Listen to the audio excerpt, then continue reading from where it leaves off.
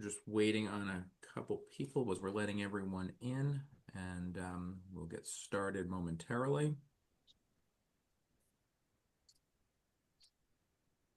But drink this too. Great, thank you.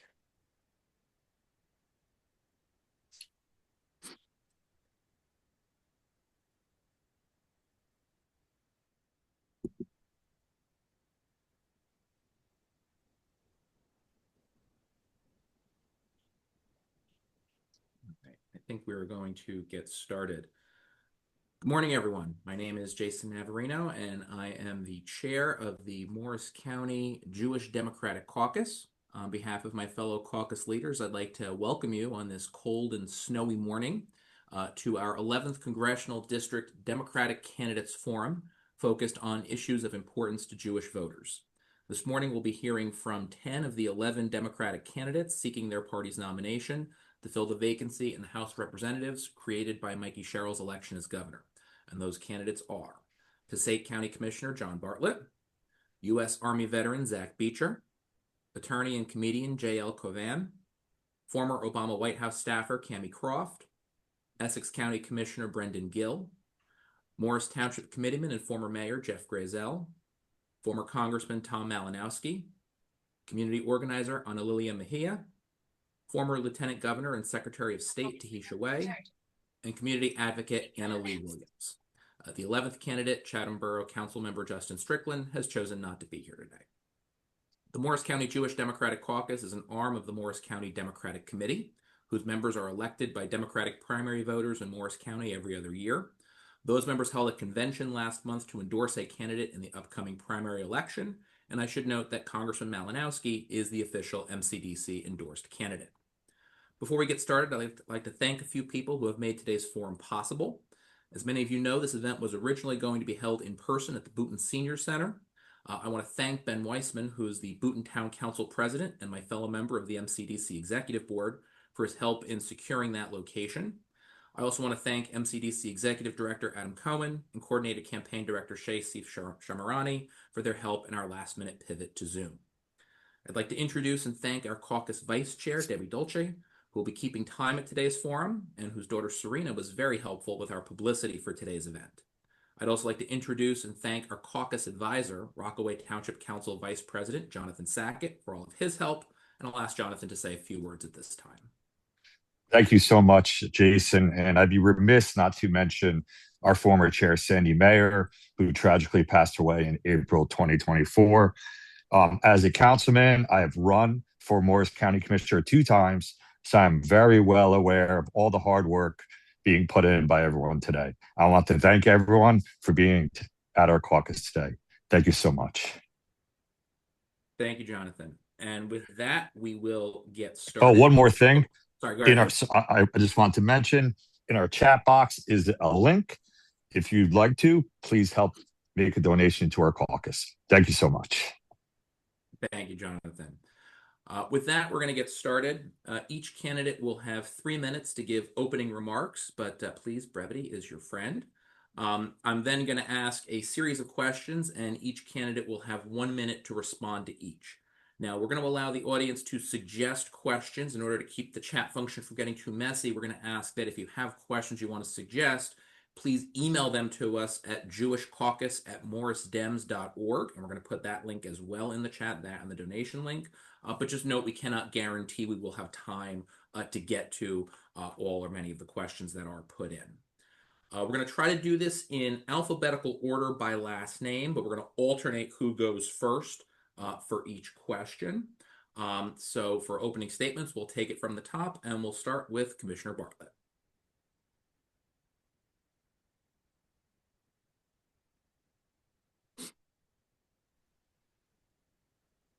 All right. Good morning, everyone. Thank you very much, Jason and Deb and everyone who's organized this. I want to start by taking a moment to acknowledge the road crews, police officers, firefighters, and others who are out there today in difficult conditions to keep us safe. My name is John Bartlett. I'm a voting rights attorney by trade. My campaign slogan is public service over self-service because I've never made my living off my public position, and neither has anyone in my family. What I have done shows you that I My campaign offers proof, not just promises, that I'll fight for our progressive values. I've joined the case against Trump when he tried to weaponize the 2020 census against immigrants, and have beaten the Republican National Committee in court to protect voting rights.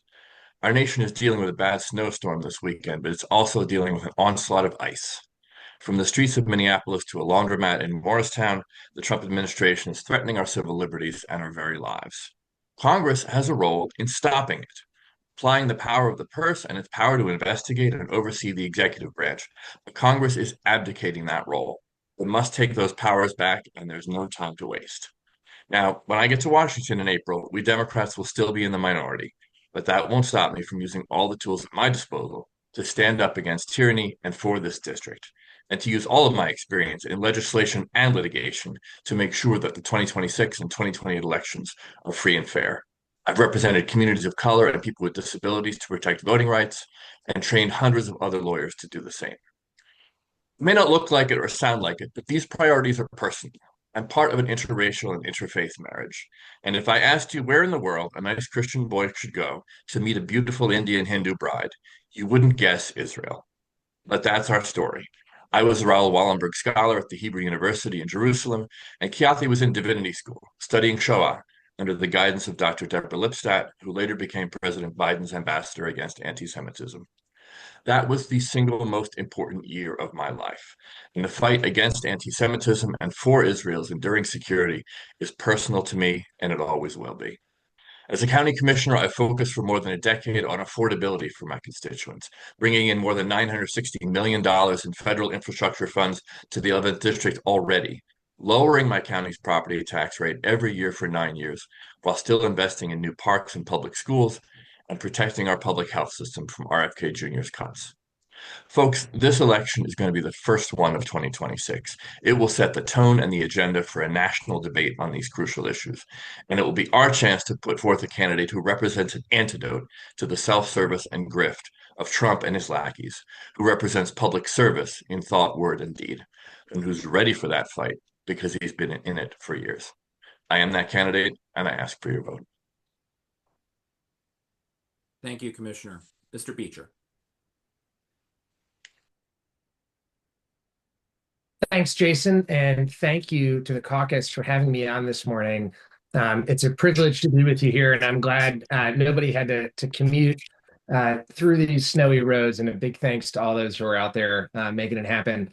I'm sure, like many of you, dreading the backbreaking work of throwing that snow around later today. So who am I? I'm Zach Beecher. I grew up right here in Morris County, in Randolph, New Jersey, where my dad was a police officer for over 36 years, retired as a chief of police, and my mother is a social worker. She still runs a nonprofit that's dedicated towards children and families navigating the trauma of abuse. And for me, growing up, service was the talk of the table. It was who we were as a family. Focusing on solving the challenges of our neighbors, family, and friends was always at the center of our minds. And so when I had the opportunity to go to university, I went on an ROTC scholarship and commissioned into the U.S. Army, where I could continue to serve. In that, I learned that when you see a problem, you solve a problem. And right now, as we look across this country, I think there is no shortage of challenges that give all of us pause. I know from my own family what it is to navigate serious mental illness and wonder whether or not there's healthcare opportunity on the other side to make sure that your family member has sustained care. I know what it is to want to own the house that you live in, but have to settle for renting. I know what it is to consider the challenge of actually being where you want to be financially to build the future that you want. And now the broader system of our entire country is under attack. Whether it's right here at the laundromat in Morristown, where an 18-year-old senior in high school is pulled out and thrown into detention, or whether it's where a legal card-carrying American citizen with a weapon is shot in the street of Minneapolis with a weapon. These are moments where we all are under attack. Now, our futures are tied together. And there's a moment here where we can demand more, where in the words of Martin Luther King Jr., we can have the audacity to believe that there are new roads ahead. But it's going to be up to us to forge it. We have to focus on the way that we can take a bias for action, not just for the affordability crisis, but focus on accountability. And not just accountability of those who would use our institutions against us, but to truly build, finally, a government that is by, with, and for its people. Now, in addition to my military service, I've built businesses. I've built nonprofits on everything from economic development strategies and the green economy to who we can be from start to scale with new businesses. This is an opportunity for a new background, a new series of leadership, a new series of leaders. This is a bellwether election for us to send a new voice to Washington. I hope I can be your voice. Thank you, Mr. Beecher. Mr. Cavan. Good morning, everybody. My name is J.L. Covan. I live in Bloomfield, New Jersey. I've lived here for 7 years. During the day, I am an eviction prevention attorney working on what I think can honestly be described as the very front lines of the affordability crisis. Every day at work is basically the fourth quarter in my clients' lives, just trying to keep them in homes. As people talk about kitchen table issues throughout this campaign, I understand that, everything from childcare to energy costs are important to every family. But I often say the most important kitchen table issue is, will I still have a kitchen? But I've also been a stand-up comedian for 22 years. I began that while as a law student in Georgetown because the stresses of law school mandated a hobby, and comedy became the hobby and then became a sort of parallel passion for my entire adult life. And when I was getting into this race, many people advising me said, how are you going to deal with the comedy? And I said, well, I'm going to embrace it because I feel in 2026, we as Democrats have lost sight of how important communication is and how being modern communicators has left Democrats at a severe deficit in waging the political and cultural battles that, frankly, Donald Trump has sadly, at least temporarily, won, much to the detriment of all Americans.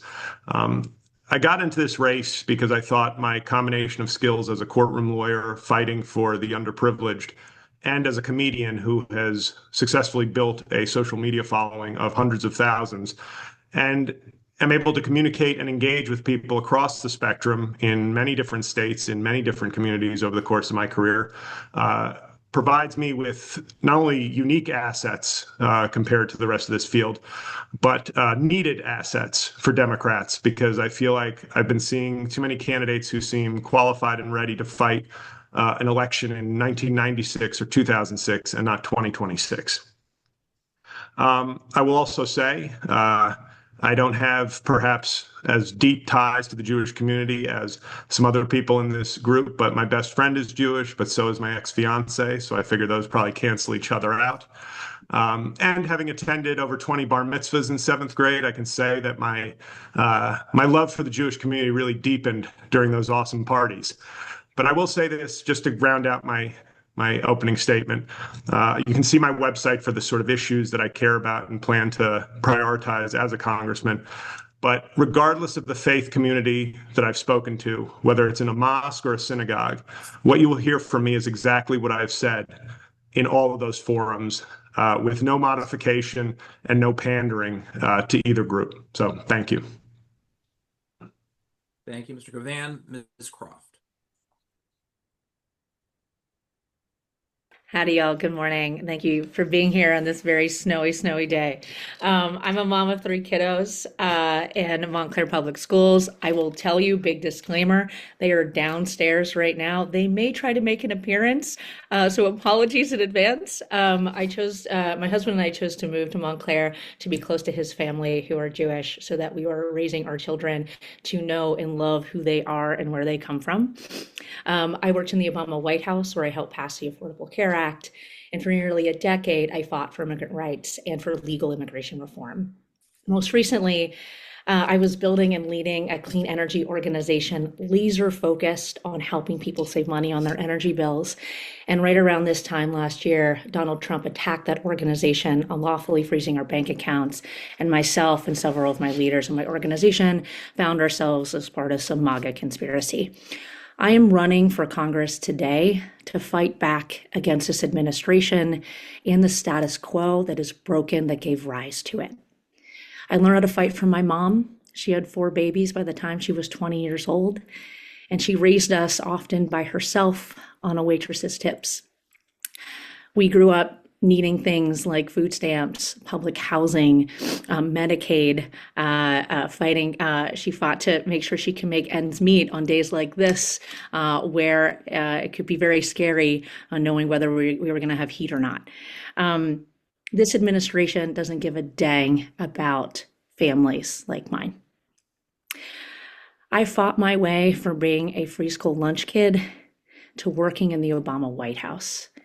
That is the America that we know and love and know is possible. But this administration, every single day, is ripping it away from us.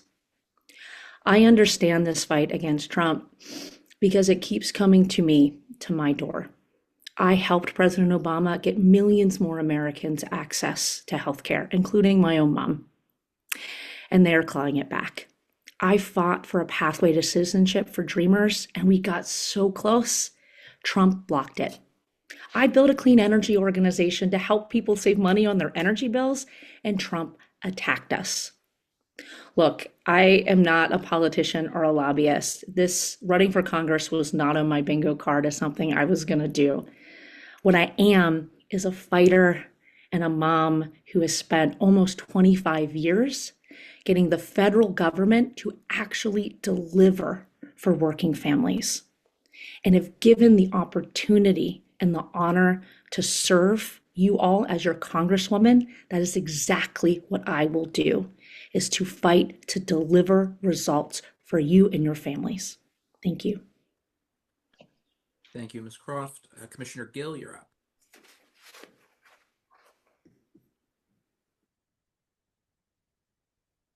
Oh, Commissioner, you're on mute.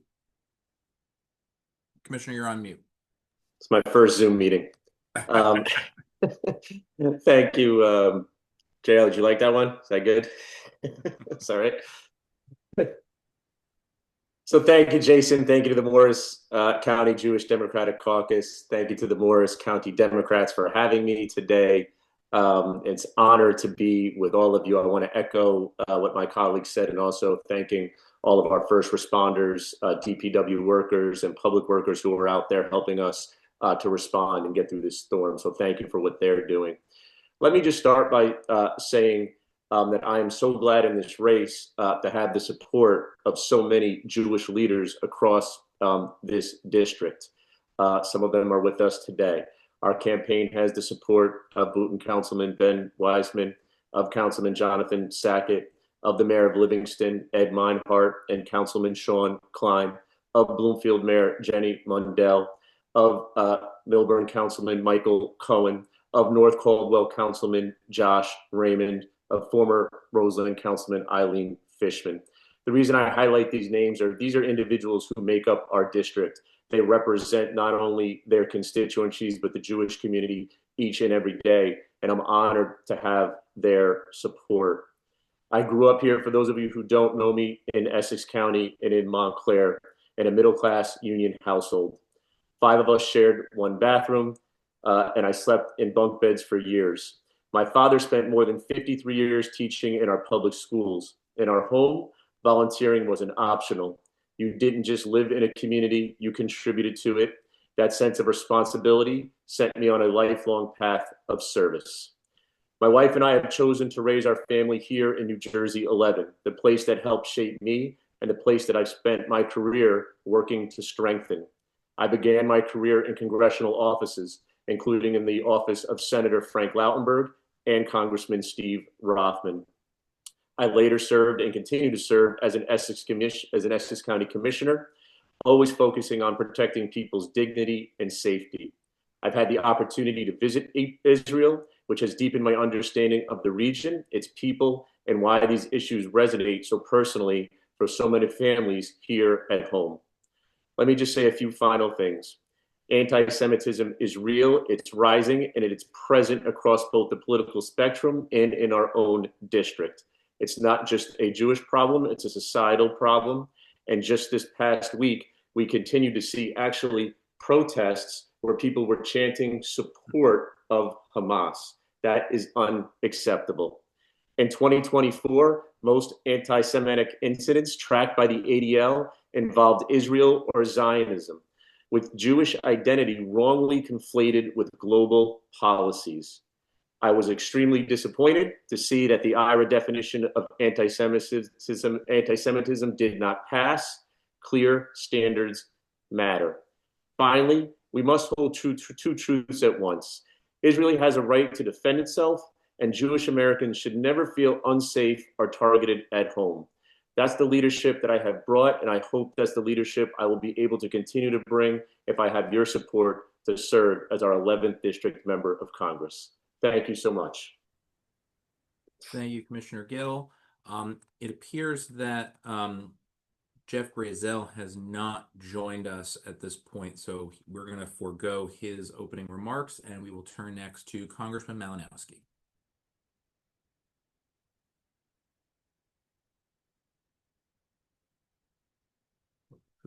There we go. Hi, sorry, it wasn't letting me unmute. Thank you, Jason. Thank you, everybody. When John F. Kennedy was elected in 1960, he met Israeli Prime Minister David Ben-Gurion, and he asked him, "How can I be helpful to Israel?" And Ben-Gurion's answer was, "The best thing you can do for Israel, Mr. President, is to be a good president of the United States." It's a reminder of how the health of our democracy is important to the entire world. 5 years ago, when I was in the Capitol and Trump's mob attacked us and we beat them back, we certified the election, we moved forward with our democracy, I felt that our country had turned a corner and we could answer this question about the health of our democracy in the affirmative.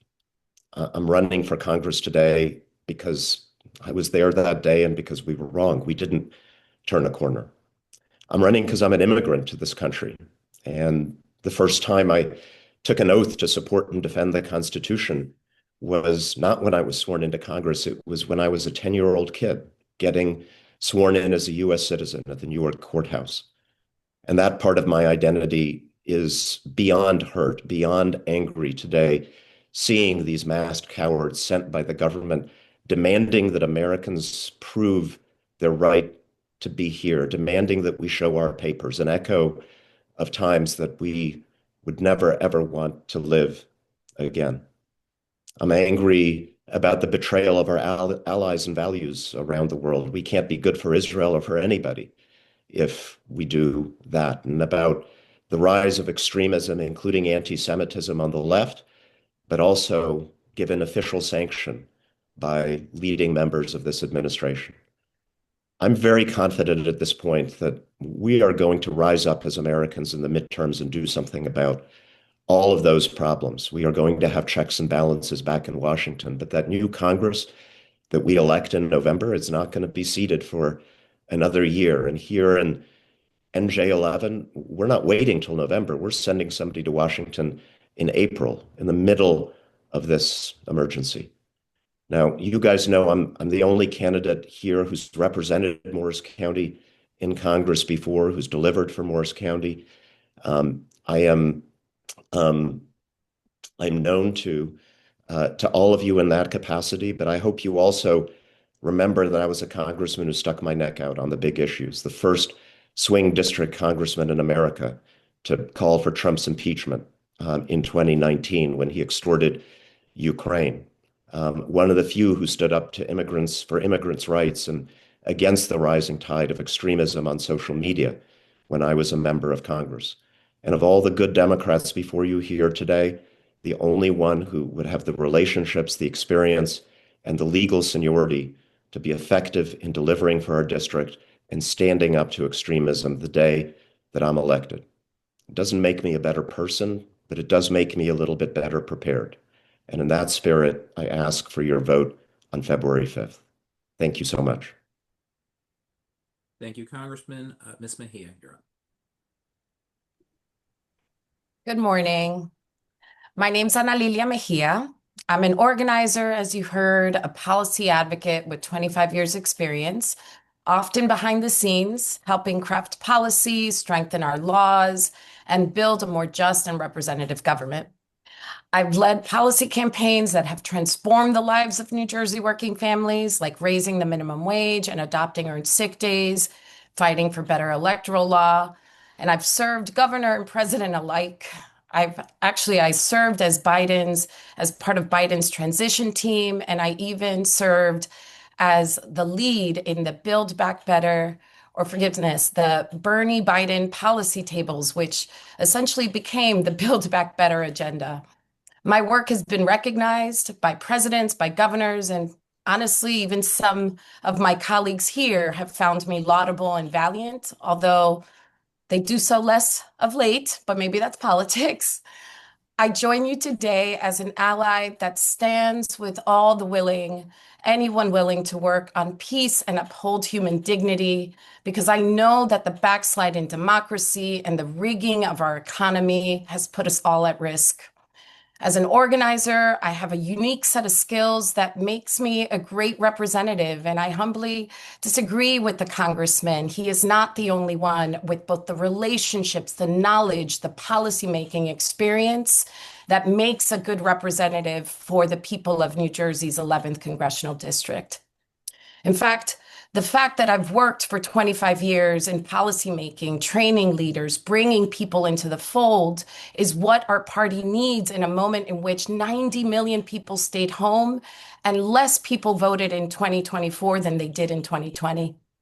Because I'm someone who has seen how the sausage gets made behind the scenes for 25 years, I also know that the biggest problem we in fact face is the outsized power of big money, which is corrupting our democracy and making it difficult for the 99% of us who aren't billionaires willing to dance to the insane tune of this administration.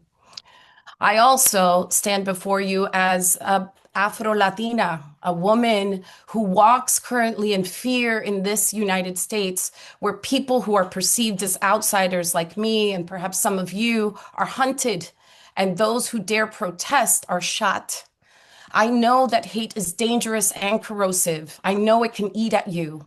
I know because I walk through this nation as in this body, as this person. I have the real lived experience of having experienced oppression in both big ways and small, witnessing my parents spat upon because my father was a Black man and my mother was white presenting, or treated with disrespect by those with authority or stranger alike because I was deemed unworthy of protection. In me, you will find someone who has the conviction and integrity to speak truth, even when politically uncomfortable. You will find someone that will fight to defend your rights as much as my own, because I believe that we owe the best to each other and that it is our responsibility to not only protect and demand the protection of ourselves, but also work to protect the dignity and freedom and justice Ma'am, of anyone beholden to our laws. we're going I to need welcome to this wrap up. Thank you. conversation. Thank you. I would ask all the candidates to keep their eye on Debbie, who will be who's monitoring time and holding up signs for you guys. All right, next up, Lieutenant Governor Way.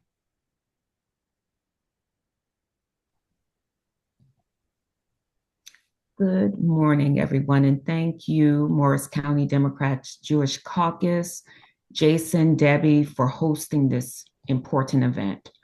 I'm Tahisha Way, and I am running because our nation is truly at a precipice. Just look what is occurring in Minnesota and across our nation. ICE is terrorizing our neighborhoods, our children, our communities. Anti-Semitism is rising each and every day. Donald Trump is attacking our healthcare, opportunities, and our civil rights. New Jersey's greatest strength is her diversity, and he and his administration is threatening that.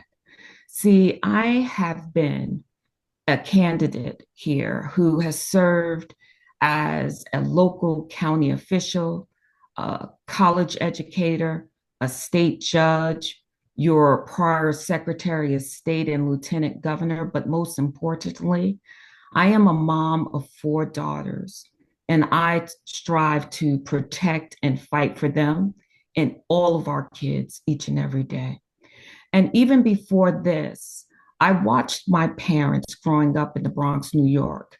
They were public servants, two union workers who understood that each and every one of our assignment was to be the caretaker of everyone who we come across.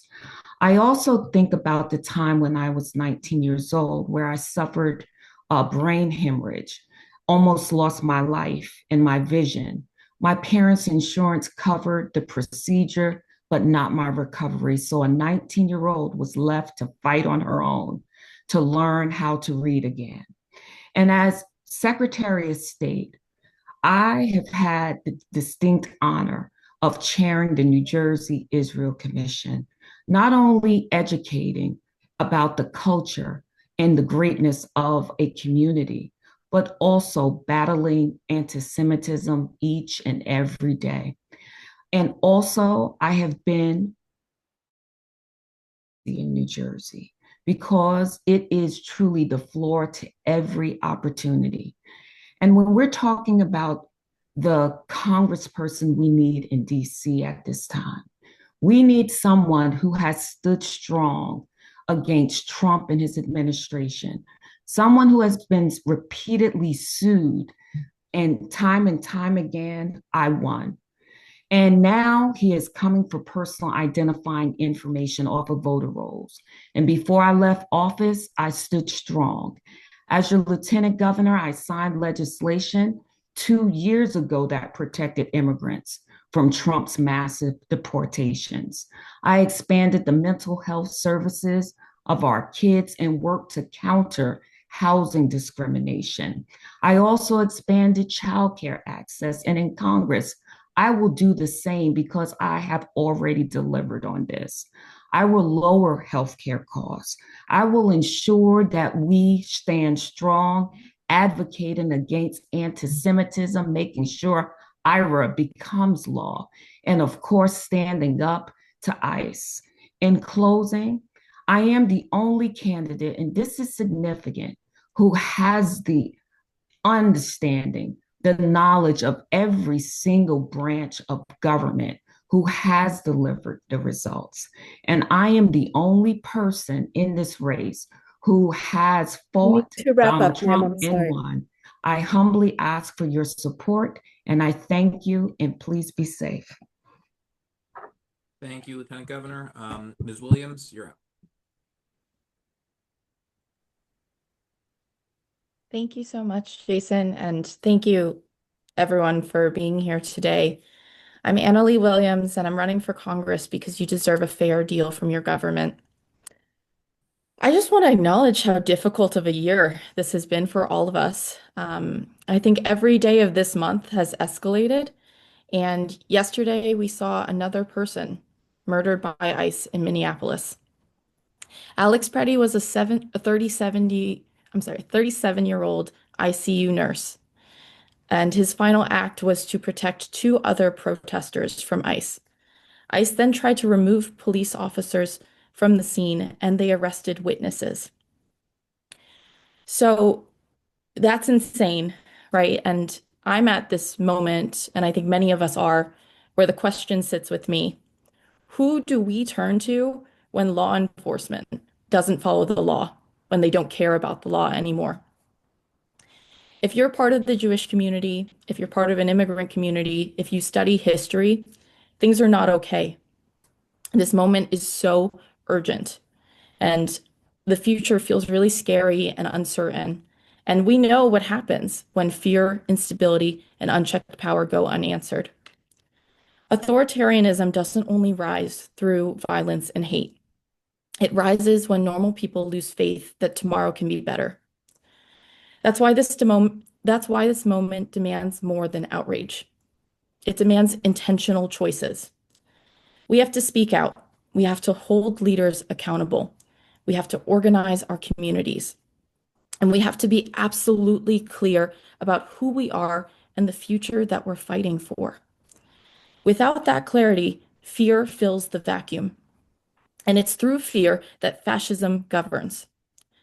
Today, I want to be very clear. We have to fight both for our present and our future. ICE has been given total immunity to go after all of us in unmarked vehicles and kidnap people off of the streets. The vice president has said that ICE will begin going door to door, and they have been in some communities. They're right here in New Jersey. We've been here before, and history teaches us that unaccountable power never stops on its own. So we have two very urgent tasks. First, we have to stop the bleeding. We have to remove Trump and everyone who supports this administration from office. And second, and this is what's going to determine whether we're back here again in a few years, we have to offer a real vision for the future. Because when people are struggling, when life feels unaffordable and unstable, demagogues step in and offer blame instead of solutions. That's why I'm fighting for the fair deal. If you work hard, pay your taxes, and show up for your community, then your government should show up for you. And right now it's not. So thank you for your time, and I look forward to talking more about the fair deal and what we deserve from our representatives. Thank you, Ms. Williams. We're now going to turn to our questions. I will note that Mayor Grazel has joined us, and he will be included in the appropriate order when we get to the first question. And here is the first question. The International Holocaust Remembrance Alliance, or IRA, has come up with a working definition of anti-Semitism, including examples to help identify when certain rhetoric and actions cross the line into anti-Semitism. Of note, the IRA formulation indicates that, quote, criticism of Israel similar to that leveled against any other country cannot be regarded as anti-Semitic, end quote, but that delegitimizing the state of Israel or applying double standards to it may constitute anti-Semitism. The IRA definition has been adopted by the U.S. State Department and by at least 37 U.S. states, in addition to many countries. But a recent effort to adopt the definition into New Jersey law recently failed in the legislature. Do you believe that New Jersey should adopt this definition, and would you support or oppose federal legislation to this effect? We'll begin with Mr. Beecher.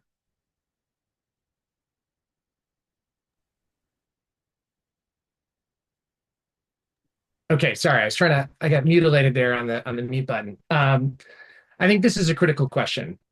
For me, my family is an interfaith family. My son we're raising is Jewish. My wife is proud of her Ashkenazi roots, and I'm proud to be part of that interfaith family. And so when I think about the rising tide of anti-Semitism, it's one that's real and it's personal. 37 other states have passed this legislation. New Jersey would not have been pioneering to get on to this effort in order to attack anti-Semitism at its core. And so, yes, I would have supported this at the state level, and yes, I support this at the federal level. And I think it's important that we use the full tools of our government to attack the problem of anti-Semitism. Recent polling that was conducted by Yale University found that nearly 18% of 18 to 22-year-olds believe that Jewish people have a negative impact on the United States. And nearly 27% of those same 18 to 22-year-olds found that Jews have too much power in the United States.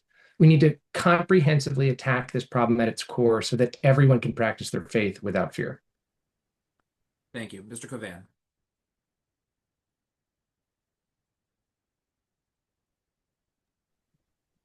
Hi. Yes, and yes. To answer the question very quickly, I will take some of my remaining 50 seconds, though, to just emphasize the case for me as someone who can communicate this issue sort of not beholden to any PAC, any squad, any caucus, or any donor, and as somebody who is not of the Jewish faith, but who believes very strongly in adopting this definition on a state and federal level, and as somebody who's built a large sort of social media community, I would strongly support this. I do strongly support it, and I think I could be an effective messenger in helping broaden the approval for this.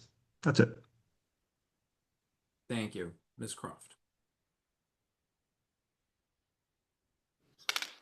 Can you hear me? I'm sorry, I'm losing my voice a little bit.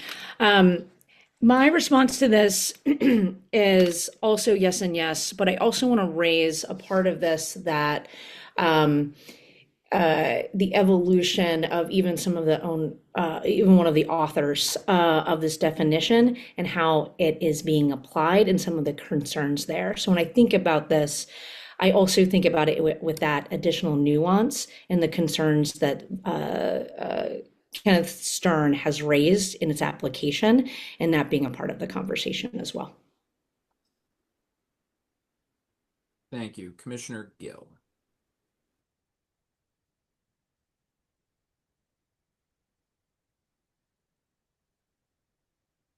So yes and yes, absolutely. Jason, in addition to the statistics that you outlined, this bill also passed with 75% of the legislature. So this bill clearly and issue as it pertains to IRA has broad support. It has broad support in the district.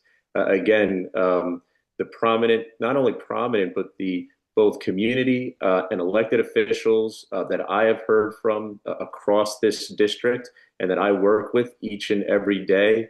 And those are the people that we are seeking to represent in Congress, support this. And I have heard from them on this issue. So absolutely, I would be 100% fine supporting both on a yes and yes basis. And in addition to that, also being a part of the coalition to make sure that our state representatives are paying attention as it pertains to the IRA bill to what the community is asking for. Thank you, Commissioner. Mayor Grayzel.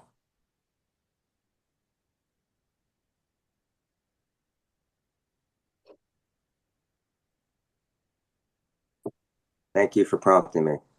First, my apologies for missing the opening remarks. I have some things happening on my end, but so proud to be here with the group. Oh. Yep, you're back muted, Jeff.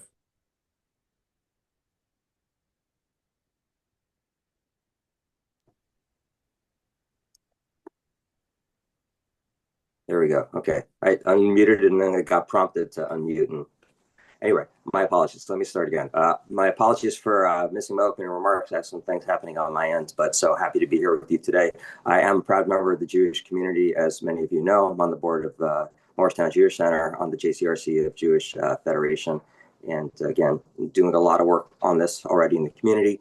As far as IRA, yes and yes, I was a Jewish mayor. I am last year when I was down in Trenton before the assembly hearing. I was the deputy mayor and spoke up in favor of IRA. I was one of the few people that actually called out the phrase globalize the intifada as hate speech in my testimony in public.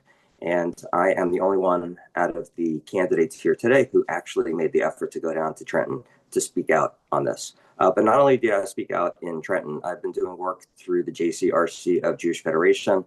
One of the initiatives I've been involved in is Community Leaders Against Hate, where we brought community leaders of all faiths together and fought hate of all kinds, Islamophobia when we had the Muslim ban and Islamic hate, Asian hate when we had coming out of COVID, and had a lot of hate against the Asians because of the origins of what people thought. Please wrap up because that's the time. Oh, I missed that. Okay, I'll leave it there. Thanks. Okay, thank you, Mayor Grayzel. Congressman Malinowski, you're up. Thank you. Anti-Semitism is obviously real. It is growing.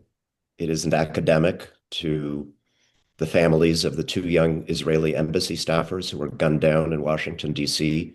last year, or to the young Jewish Americans on college campuses who are pressured and harassed simply because of their faith. And so I support a strong definition. I support codifying this because I think it's an important guide to policymakers and to leaders as to where to draw the lines. I would also say, and this isn't a but, it is an and, that I don't believe that the Trump administration's pressure campaign against universities, which cites anti-Semitism as its motivation, is in fact motivated by that, and that attacks on freedom of speech and academic freedom, even if the first targets are people we may disagree with in this room, are good for America or good for the Jewish community, those attacks will eventually come our way. And so I think all of us need to keep that in mind as we go forward, given the most fundamental threat to democracy that we face and where it's coming from. Thank you. Thank you, Congressman. And I want to remind the candidates these are 1 minute responses to each question, and to keep your eyes keep on your screens. Debbie pins so you can see when she's holding up the signs. Ms. Mejia. So I have to state that I am not in support of the current definition, and there are specific reasons why. My main criticism of IRA is that the definition can infringe in freedom of speech, which to me is necessary and important to uphold our democracy and be aligned with our Constitution. I While I understand that the bill explicitly states that it does not violate the First Amendment rights, I believe that it conflates anti-Zionism with anti-Semitism. And so speaking against either the policies, the contemporary policies of either the Netanyahu government or having a belief about whether or not those actions have been the specific actions of the administration have been inhumane can be conflated into what would then be in opposition of this language. I would be in favor of making amendments that continue to protect First Amendment rights, but I would not be in favor of anything that strips people from the ability to name and express opposition to political thought or political harm. Thank you. Thank you. Lieutenant Governor Way. Sure. Absolutely. I will, support IRA and advocate wholeheartedly. I look at this, right, as a Black woman. I don't even think I would be sitting here without the Civil Rights Act. And for us to think, and this is my attorney hat, that there is a First Amendment violation of some sort. That's not true. Anti-Semitic hate crimes in New Jersey are on the rise. I'm a parent, a mom. Just the thought of our children being in fear at colleges and universities, this is totally unacceptable. And in addition to IRA in DC codifying it, I would definitely support efforts to streamline access to funding through the Nonprofit Security Grant Program, because even in my experience overseeing the Israel Commission, working with Homeland State Security, the grants that have had to go out on the street to synagogues, protecting windows, right? So there would not be any harm. IRA is the premise and the stepping stone that we all need to have. Ma'am, I'm sorry, we have to wrap up. Thank you. Thank you. Ms. Williams. Thank you for this question. I want to share a little bit about the work that I've done since we had our first Jewish forum a few weeks ago. First, calling out that anti-Semitism is wrong and it's awful, and I want members of the Jewish community to feel safe and to be able to practice and to feel safe and seen in their communities, right? Since the past few weeks, I met with the rabbi of Temple B'nai Abraham, and I sat with him just to understand really the fears of the Jewish community. And what he described to me is that people want to be able to practice freely. They want to take their kids to school and not worry about what's going to happen to them. They just want to make sure people are okay. At the same time, I also met with mosque leaders from the ICMC and understood a lot of their concerns. They want to be able to speak openly, criticize, talk about the issues that matter to their communities. I think we have to prioritize safety, but the other piece of this is to start building interfaith conversations that talk about how we actually move forward and to understand and know each other. So thank you. Thank you. And Commissioner Bartlett.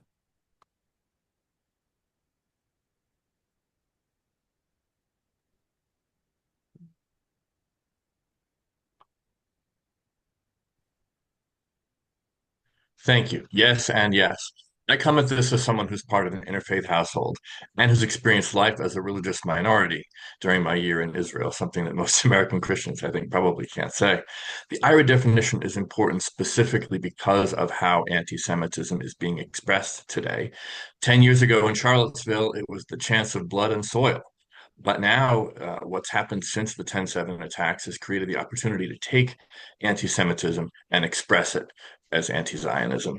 And I've heard personally from friends about the experiences of their Jewish American children in college, and from rabbis in my own community about how the need to secure synagogues amounts to a tax on them created by anti-Semitism. And here's what I said at both Temple B'nai Abraham earlier this month and at the Islamic Center of Passaic County, excuse me, at the Islamic Center of Morris County last Friday. If you've got a problem with Prime Minister Netanyahu or feel horror at the destruction in Gaza, so do I. But if you direct that at your local synagogue or at a Jewish American or at Rutgers Hillel, you are doing exactly what the IRA definition is designed to detect and prevent. Thank you. Let's go on to our next question. If you've ever been to a synagogue or a Jewish day school or preschool or any other Jewish institution in recent years, you may have noticed something that you don't see at churches and other facilities associated with different religions: armed security guards. This is the reality of being Jewish in America in the 21st century. As a congressperson, how would you seek to make Jewish facilities safer and perhaps less in need of such security measures in the first place? We'll start with Mr. Cavan.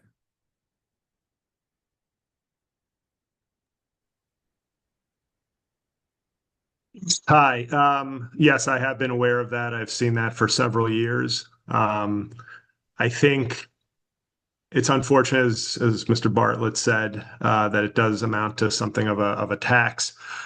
And I think the need has only grown stronger. I'll be honest, living in Manhattan for many years, I used to sort of walk by many synagogues and say, oh, I mean, there was one attack, just to be frank, there was one attack far away, and now there's security in front of all of them. Is that overblown? And I think I've been proven, my skepticism was proven very wrong, as these attacks have grown more horrific and more frequent in recent years in our country. It sounds corny to say, obviously, funding and conversation and sort of being a stronger voice.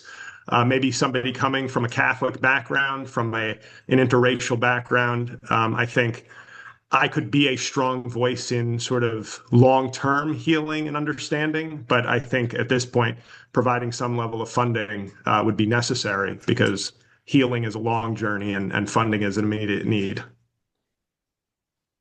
Thank you. Ms. Croft.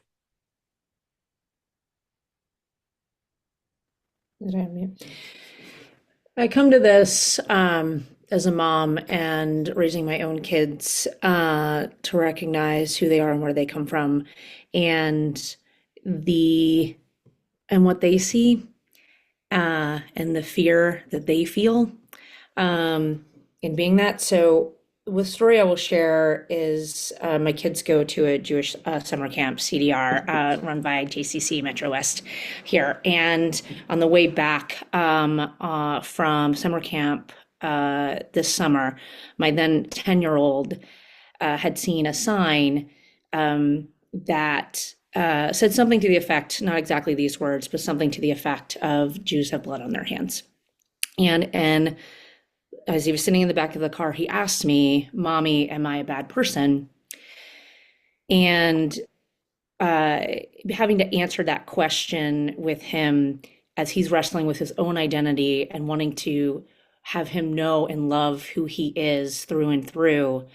When I think about this question, I think about being a leader that needs to support funding and advocacy. The need to wrap that up.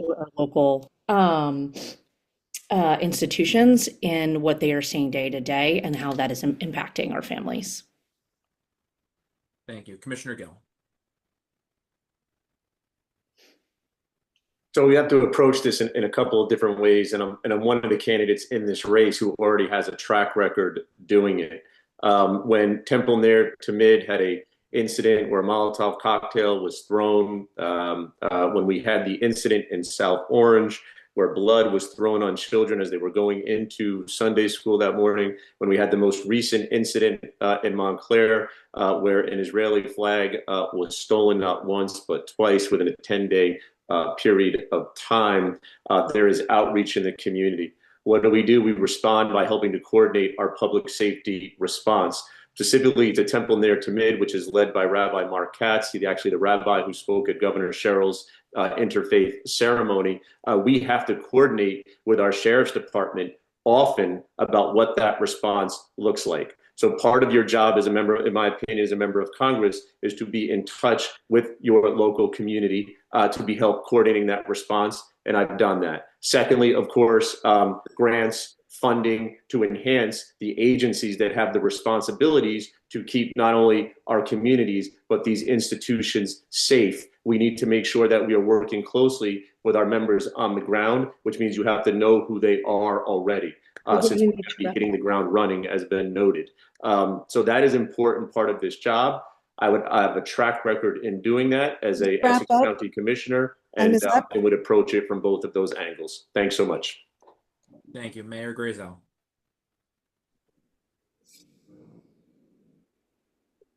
Hi.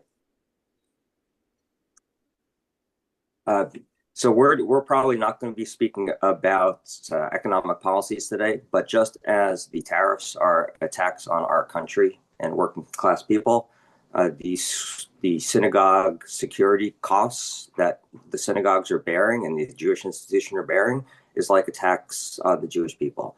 It is unfair, and we need to do more than just activate public safety to help us in these situations. Synagogues need greater funding in order to help offset the costs. But beyond that, we just talked about the IRA definition. I want to be clear that it's not just the IRA definition that we need. We need to stop hate of all kinds in our community, because as the Jewish community knows, they come first for the Jews and then they come for everybody else. We need to stop hate of all kinds, and we need to bring community together, or work to bring community together, so that we can stand up for each other and people can understand the issues that the Jewish community is facing, the security risks that we face at our synagogues, and stand with us and shout loudly that this cannot continue. Thank you. Congressman Malinowski. Thanks. I was an original sponsor of the security grant program in Congress and helped lead the efforts to expand it. And I got to tell you, I always found that work totally unsatisfying, because we were playing defense, not offense, against anti-Semitism and hate. I think the most important thing that we can do, of many things, is to begin finally, at long last, holding our social media companies accountable for designing their platforms in a way, consciously designing them in a way that connects anti-Semitic content to every single person in the planet who has a predilection for believing it. If you're a victim of Hamas and you sue Facebook or Google, as many have, your cases are thrown out of court because these companies are protected by a law that I tried to change, Section 230 of the Communications and Decency Act. If I'm back in Congress, I want to do to big tech within the law what Elon Musk did to USAID. I think we need to ruthlessly go after the heart of the problem, and that's the communication networks designed to spread extremism and hate. Thank you. Ms. Mejia. Again, thank you for the question. As I've said before, I'm clear that anti-Semitism is real and dangerous, and that we have to work together, and I will certainly work together to condemn it without hesitation. As a member of Congress, I'm clear that members of Congress have two levers at their disposal that I would use fully in this way. One is the legislative power of the office, and I would be a willing partner, an active partner, an eager partner to help protect the rights of my Jewish constituents. But as well, I would use the power, the narrative shaping power of this office to help educate and create programming and convene spaces that I believe actually fight against hate and build community. Again, as I've said, you cannot live a life in which persecution and injustice because of who you have been born to or who you are shape you in such a deep way and not have a heightened sensitivity or see it as your responsibility to oppose it. And I welcome the further conversation. I see I'm out of time. Thank you. Lieutenant Governor Way. Okay, just yesterday I was with Rabbi Klemenov and his congregation in Livingston, just speaking about this issue again, the windows, which received, state homeland security grants. And throughout my tenure, that was one of the major convenings I participated in through my Israel Commission, not only Homeland Security, the Attorney General's office, making certain that the proper resources through state government are supported for the synagogues. And I know that I had mentioned, and it was also mentioned, the nonprofit security grant program to continue to protect and fund the synagogues and Jewish schools. But this is where you need someone who, again, who has had the on the ground deliverable experience to ensure that these necessary funds are brought to bear to protect. Thank you. Ms. Williams. So again, I want to share, I did meet with Rabbi Weisberg, and what he shared with me is a few things. It's not just, I support more funding and security. I think that makes sense. There is, again, a rise in anti-Semitic attacks. So that, again, makes sense. But I think what we need are a few other things, right? We have to build more education. We have to be having conversations. One of the things that has struck me throughout this process is that there's not a lot of interfaith discussion happening and work about how we move forward, right? How clearly define what is hate, how do we prevent it, and how do we keep working together? So I think that piece is really important. I went to this conversation hosted by a group called Shiraka, and it was a survivor from the Holocaust. And they used the power of sharing this survivor story to talk about the propaganda that is being spread now. And I think we have to use those stories and those conversations to fight against what we're seeing and to build forward. Thank you. Commissioner Bartlett. Thank you very much. First of all, I absolutely support an increase in federal grants for security at houses of worship that's available through DHS and FEMA. And because I know how to go get federal money, like the $960 million I brought into NJ11 for transit, and because I've supported houses of worship in Passaic County with protection through our sheriff's department, I've committed to having a staffer in my congressional office whose full-time job it is to help nonprofits and communities access federal resources and comply with the requirements that come with them. The Jewish community needs Christian allies, not the Christian nationalist end times variety, but people who want to support these communities and build bridges. I've done that too. A couple of years ago, at the request of one of the rabbis in my community, I brought him together with the imam of Passaic County's largest mosque to talk about how to fight stereotypes in both communities. Again, this is something that is personal to me and my family. 2 years ago, my wife facilitated the Rekindle Black Jewish Dialogue at the Jewish Federation of Metro West because building those bridges is so important. I'm going to seek every opportunity in Congress to stand with this community and to support efforts like that.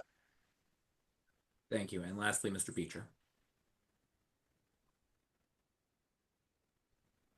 Thank you, Jason. Like many of the candidates, this is deeply personal for me. As I mentioned, we're an interfaith household, and my son is going to be raised Jewish. And so we are hoping to send him to preschool at Temple B'nai Or. And that is personal to us. His security is something that is fraught as we consider that future. New Jersey in 2024 was the site of the third highest number of anti-Semitic attacks in this country. And there are two ways that we can attack this problem. The first is that we can educate our way out of it. And the second is that we can proactively defend against it. And unfortunately, we have to focus on the nonprofit security grant program, upping that from $275 million in FY25 We need to double that and need to expand it so there is no anti-Semitism tax for synagogues and Jewish families. And the second is right now in this country, only 29 states require Holocaust and genocide studies to really pull back the veil of hatred right at its core. We need to expand that to federal education and focus on attacking all forms of hate before it can fester. No one should be afraid to practice their faith. Thank you. Let's turn now to what I'm sure is a not controversial topic at all, the Middle East. For decades, U.S. military aid to Israel has been significant in terms of cost and its importance to the Israeli Defense Forces, both defensively, such as the Iron Dome that shoots down missiles fired at Israeli civilians, and offensively, such as weapons used in the recent conflicts in Gaza, Lebanon, and Iran. As a congressperson, how would you support continued weapons sales to Israel, either in general or depending on the type of weapons being sold? And does your answer change depending on who wins the next Israeli elections? We'll begin this question with Ms. Croft. Am I unmuted? I support Israel's right to defend itself and U.S. funding for defensive in defense. And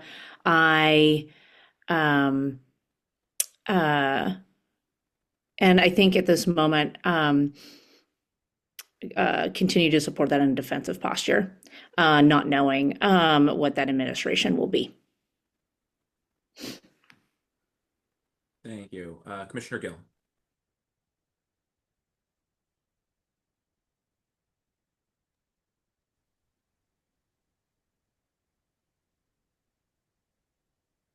So yes, I would support the right of Israel to defend itself. I would support the continuation of the relationship that we have established. I believe that in addition, security can be achieved in additional ways, not through just the support through arms, but I absolutely would continue to support Israel and its right to exist, and its right to continue to have the same strategic partnership that it has enjoyed with the United States for quite some time now. Thank you. Mayor Grayzel. Thank you. We need to be supporting democracies all over the world, whether it be Israel, Ukraine, or Taiwan, which I believe is going to be under attack very soon. Democracy, like ours, is really important to support everywhere. Israel is one of the strongest democracies in the United States, in the world. We might not agree with the government that's been elected there, but it has been duly elected. I think we need to continue supporting Israel. My position is that the aid that we give to Israel should be unconditional aid to Israel, because it is such a strategic ally for us, possibly the most strategic ally that we have. Everybody should be clear that 90% of that aid is actually spent in the United States, providing jobs for Americans, because we are buying American arms that are being sent to Israel, and it's good for the economy here. But what we get in return from that aid to Israel is far greater than the money that we spend. The intelligence sharing that we get, the technology that comes back to us that we can use in our country are all tremendous benefits of this great relationship we have with Israel. Thank you. Congressman Malinowski. I have always strongly supported the right of Israel to defend itself as a Jewish and democratic state. I had a perfect record in Congress in supporting assistance to Israel. I believe we were right to have supported Israel after the horrific massacre on October 7th. And I would continue to support Israel's ability to defend itself so long as the United States continues to use the judgment and enforce the laws and principles that apply to our relationships with all of our allies, whether it's Ukraine or Taiwan or our European allies. I also believe that we need to start thinking about building a more mature security relationship with the state of Israel that is based more on a mutual alliance commitment than a dependency. And this is a rare agreement I think I have with the evolving thinking of Prime Minister Netanyahu. And no, none of that would be contingent on who the Israeli people elect as their prime minister. Thank you. Ms. Mejia. Thank you. While I support Israel's right to defend itself, I also support its right and its forgiveness to protect the rights of everyone that is beholden to their laws. So for me, what that means is that I will not support any military aid that enables war crimes. I want to be very specific about that. Aid should be conditioned on compliance with international law, just as I would demand and uphold for any other country. What we are seeing across the Middle East and frankly across the globe is troubling, and it goes beyond Gaza. I think that just like Jeff, that we have a duty to uphold democracy and support the rights, and I support the rights of Israeli people who are currently challenging their own current government and demanding that they act in accordance with international law and in alignment with our own American values. Thank you for the question. Thank you. Lieutenant Governor Way. Okay, I would not change based on the next Israeli PM. I absolutely support U.S. aid to Israel. It's not conditional. This is about the Israeli people, Jews and Arabs, and their security. You know, I joined a delegation to Israel supported by AJC. It was a delegation of National Association of Secretaries of State. And I saw firsthand how our alliance provides crucial security and intelligence cooperation built on our shared democratic values. So it's an absolute for me because under our strategic partnership with Israel, the U.S. provides security support through decades long memorandums of understanding, and it's significant and important that we stand with our allies while upholding the democratic values and rule of law that we're fighting for right here at home. Thank you. Ms. Williams. So first, I want to say I support Israel's right to exist and defend itself. Simultaneously, I think we have to be very critical of funding for further wars and violence. I support funding for humanitarian aid, but we have to think about how that aid is spent.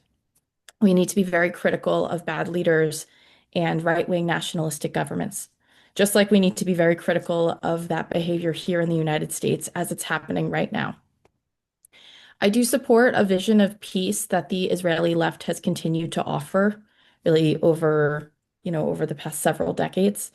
So I think that there's a larger chance for more discussions of peace and nonviolent action. But I just want to put that forward. Thank you. Thank you. Commissioner Bartlett. Thank you. One day in August of 1995, I was waiting for my bus on Mount Scopus to take me up to the university, and it never showed up because 3 stops earlier it had been detonated on Ramat Eshkol and one of the many bus attacks that happened during the year that I spent there. And until you've had that kind of experience, you can't understand the visceral fear that is part of being surrounded by those who would have Israel swept off the map. Israel's inherent right to exist safely and securely is non-negotiable. Ensuring Israel's safety is crucial for the Middle East and aligns directly with our national interests. That's why I support the 2016 U.S.-Israel Memorandum of Understanding without additional conditions. And as Jeff pointed out, that $3.8 billion every year is almost entirely spent in the United States. Our role in manufacturing crucial defensive systems like Iron Dome, David's Sling, and Arrow helps the U.S. military and, of course, U.S. workers. Our joint technological development of defenses against cyber attacks supports us as well. That's why I would maintain robust U.S. security assistance for Israel without additional political conditions. And that's personal because I've lived the life and the experience of being right there and being under threat. Thank you. Mr. Beecher. In 2016 to 2017, I was deployed forward in Iraq. as an advisor leading our combat logistics effort at the front line of troops in combat alongside Iraqi partners. I manage the Iraqi Train and Equip Fund. I know how important security assistance is for the continued operation and security of our allies and partners. Israel has been an enduring, a critical, and a keystone partner to our nation and has a steadfast right to defend itself. And we are a critical ally and partner in doing that.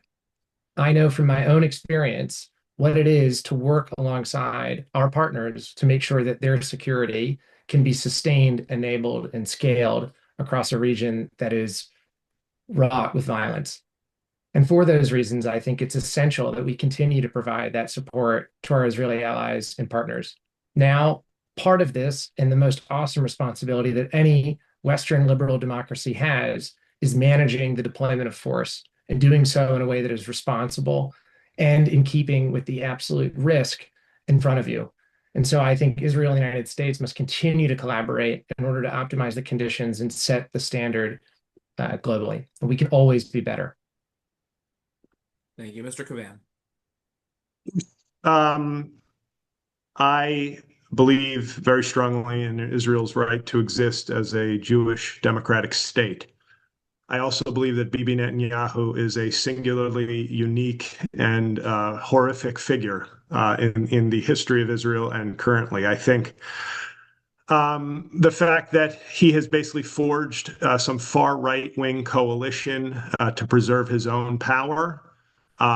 We've seen that domestically with Donald Trump, and I don't think we have any problems with countries wanting to alter their financial and ethical relationships with us because we see what Donald Trump is. And to me, Bibi Netanyahu is a more ruthless and smarter Donald Trump. And I think he had a direct impact on weakening our moral authority, both as Americans and as Democrats. And I do not believe in giving Netanyahu any military funding. And I would like to see who the next leader of Israel is before we commit our moral and financial authority to his regime or a future regime. Thank you. Our next question. Israel has been in conflict with its Arab neighbors since its founding, and today the conflict between Israel and the Palestinians has inflamed passions not only in Israel, the West Bank, and Gaza, but throughout the Middle East and really all around the world, including on college campuses here at home. We'll come back to the colleges in a future question. But what do you think U.S. foreign policy should be towards resolving the underlying conflict? For example, should the U.S. continue to support a two-state solution? Should it be a one-state solution? Or would you defer to those on the ground in the region to come up with the right solution for them? This question we will be starting with Commissioner Gill.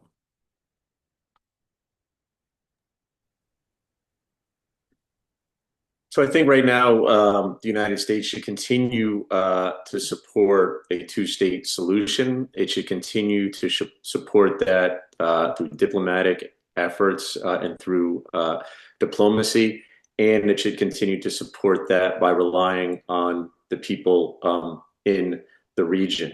I think one of the things that is important and has been discussed in some of these forums is not only to focus on who the leader is as an individual right now. I don't think many of us who are running agree with the decisions that are being made by the current president, by Netanyahu, or excuse me, prime minister. But ultimately, it's as much about those decisions as about doing our best to support the maintenance of the democratic institutions that are key to Israel's own security.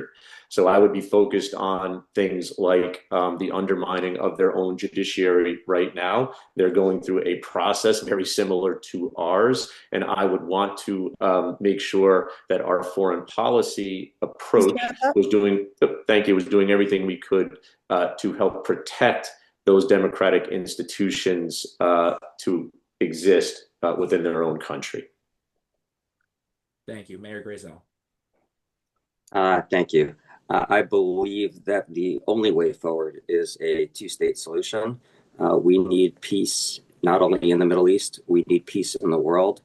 I want to be clear that I am not for war. When I talk about defense spending for Israel, it is in defense because Israel is continually attacked, as we saw just 2 years ago on October 7th, where it was attacked yet again. So it is defense spending. It's not war spending, but we need a two-state solution. I believe that we need a more comprehensive Middle East solution that brings prosperity to all the countries across the Middle East, that hopefully we can foster prosperity in Lebanon and Syria to the north, so Israel doesn't have to worry about being attacked from them, and prosperity across other countries, not only in Gaza and the West Bank, but across the region, and try to bring peace and prosperity to all.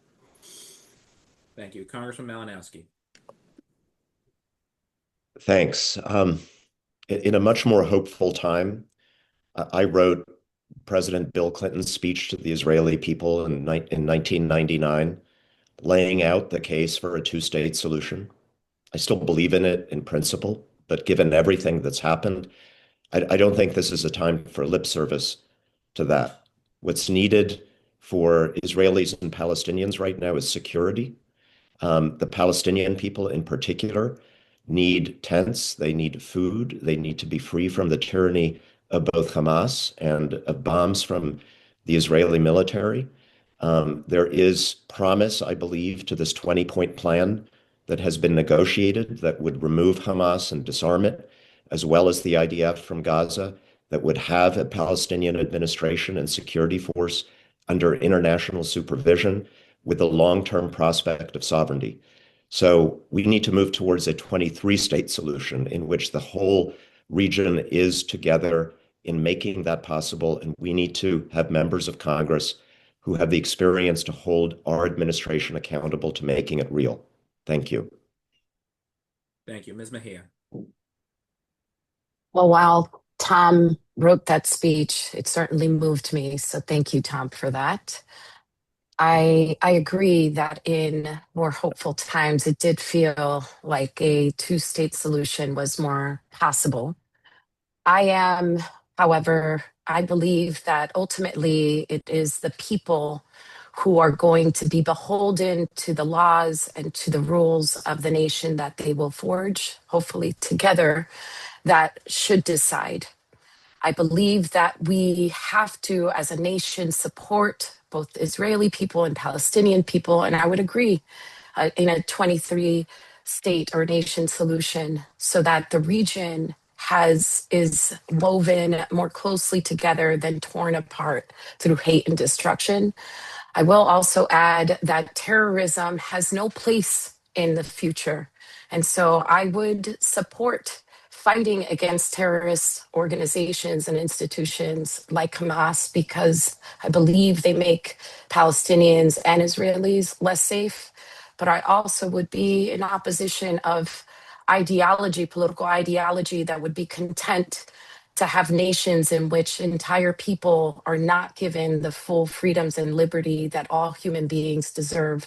Again, you cannot experience being a Black woman, a Latina woman, a mother of Black Ma'am, we children need to in wrap that America up. without understanding how harmful it in fact is. Thank you. I just wanted to get that last bit out. Thank you. Thank you. Lieutenant Governor Way. Sure. I'm going to look at the glass half full here and believe, in the two-state solution, meaning real security for Israel and dignity and self-determination for the Palestinian people without Hamas governance. We think about the Abraham Accords, which are proof that normalization and peace is possible without involvement. You think about October 7th, right? The attacks were horrific, the worst anti-Semitic violence since the Holocaust. Even visiting Congregation B'nai Abraham in Short Hills, listening to the fireside chat, Eli Sharabi, who spent about 491 days in Hamas captivity, right? That trying experience, but of faith, hope, and perseverance. And I do also believe that we have a moral obligation to make sure humanitarian aid is getting to Palestinian civilians who have been devastated by this conflict. Thank you. Ms. Williams. I appreciate a lot of what my colleagues have said here. I think the unfortunate truth is that none of us are going to be able to solve this conflict, especially in this moment. But also, this has been kind of ongoing for, at least the past 75 years, right? So I want to acknowledge that I do support a two-state solution. I think that's only really possible when you have a free and democratic Palestinian state and a free and democratic Israeli state. I think that people in general are safest when Israel and other countries are not at war, right? When we're not at war with our neighbors, anti-Semitism is going to be lowest. And I think we have to do the very hard work of peace building. And my concern is that the current anger and self-serving behavior of leaders in power make that impossible. So the safest future is to do that work of peace building, fighting against nationalism and totalitarianism. And I think that's ultimately how we're going to fight against anti-Semitism, Islamophobia, all forms of hate. But the truth is that's going to start with some really hard conversations and doing the community building work that we so desperately need. Thank you. Commissioner Bartlett. Thank you. Personally, I believe that the path to a lasting peace in the Middle East lies in a two-state solution, with Israel existing alongside a peaceful, democratic, and demilitarized Palestinian state.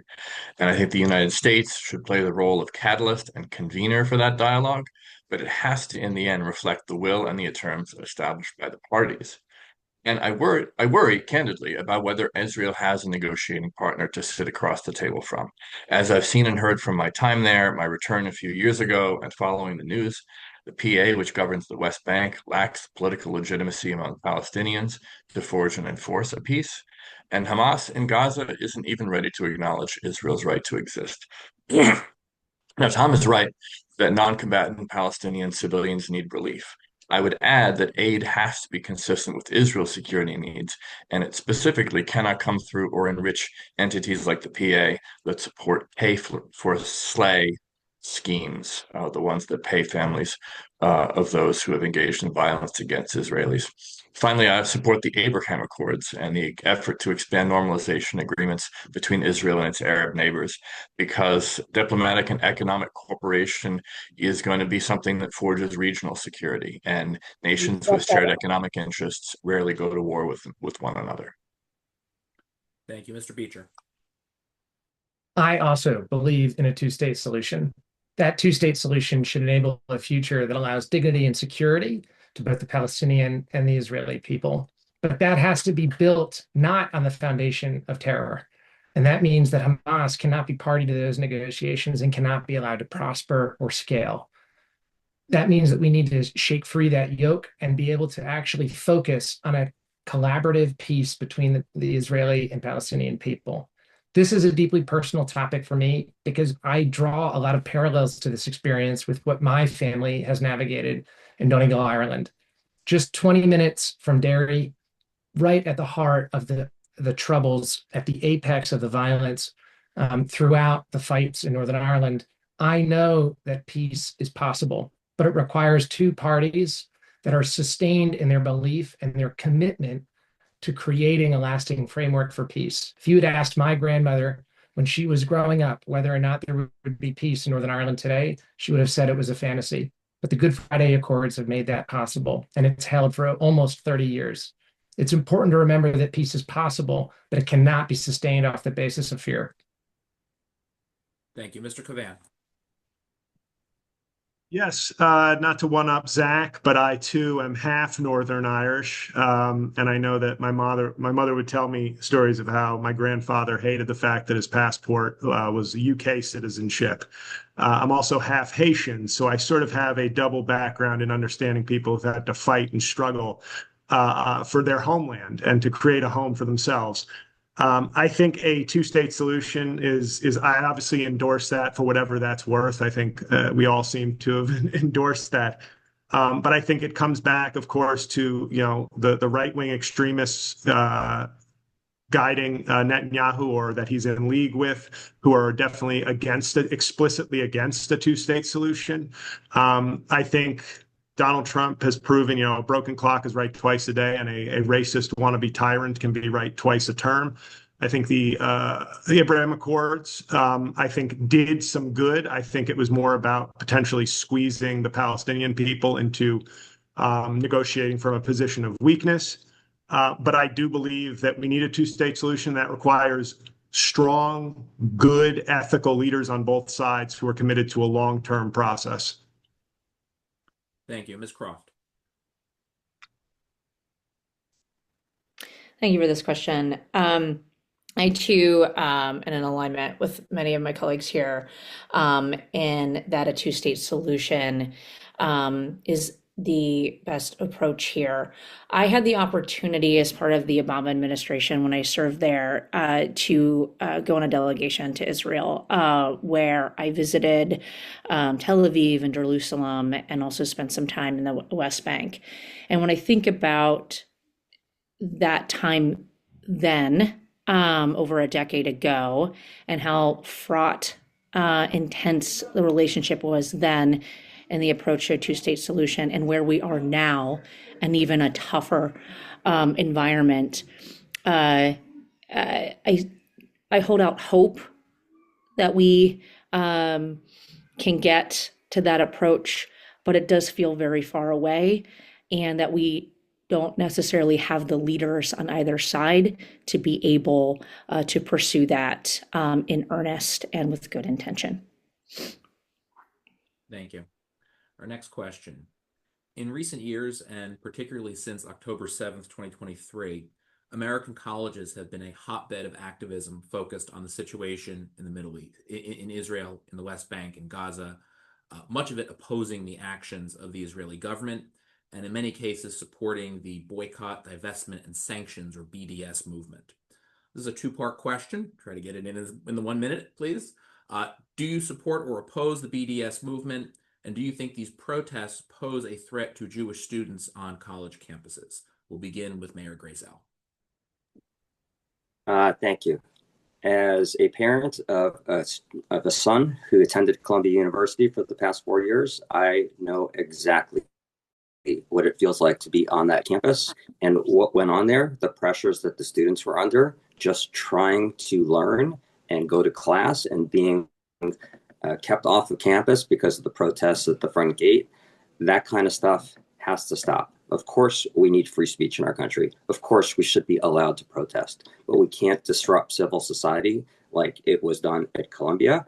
I don't believe in BDS. Boycotting anything is not a proper path forward, no matter if it's Israel or anybody else. We need better ways of doing that. And if I was elected to Congress, I would use my strong Jewish voice to represent our Jewish values down in Washington. All of these things that are hindering the Jewish community, hindering Israel, are put to an end. Thank you. Congressman Malinowski. Thanks. I actually introduced the resolution in Congress in the House condemning the BDS movement that passed a few years ago. So that's my answer to that question. As far as the protests, there are a lot of things in the Middle East that were worth protesting. And my commitment to free speech obviously extends to the protection of those who argue for things that I even disagree with. But I think it's tragic that so many of those protests after October 7th morphed from calls for ceasefire and protection of civilians to calls for ending Israel as a Jewish state, which both created the climate for Jewish students on campus that we are all concerned about, and also, I think, was a betrayal of the cause of Palestinians who simply wanted to stay alive. So I was very concerned about those things, and certainly would oppose any protests that are disruptive or that push in that direction. Thanks. Thank you, Ms. Mejia. As an organizer, as an activist who has been trained in nonviolent civil disobedience, particularly in Kingian nonviolent civil disobedience, I believe it is important that we have the ability to express our discontent peacefully in all ways available to us. And that includes denying our resources, our money, our purchasing power to institutions or entities that we believe uphold or foment hate. And that works both ways. And so I, as a mother raising two sons who would be appalled at they being denied their opportunity for education, I also believe that it is important and critical that they be exposed to understand where people are coming from and why there is opposition to a question. I think that our students, our community, our nation would be better served if we created more spaces to allow civil disagreement and to disagree without being disagreeable, without shutting down people's ability to actually exercise their rights under our Constitution. Thank you. Thank you, Lieutenant Governor Way. Sure. I would definitely oppose BDS strongly. I remember the Remembrance ceremony for October 7th at B'nai Jeshurun, and hearing the Rutgers student clearly and emotionally speak about the attacks that were leveled against him, anti-Semitism was. And that's when I sat down with my Israel Commission and made certain that a letter was sent to every single college university president to ensure that there would be no place for this on our college campuses. And when we think about protests, yes, we understand, that they can occur, but we see, the not peaceful protests happen too often, happening outside of synagogues, just like what occurred, weeks ago or a month ago in New York City. And it has no place here whatsoever. Thank you, Ms. Williams. So I really think it's important to talk about why the BDS movements happened, right, in this country. You had students protesting because they saw the pain that regular people in Gaza were experiencing.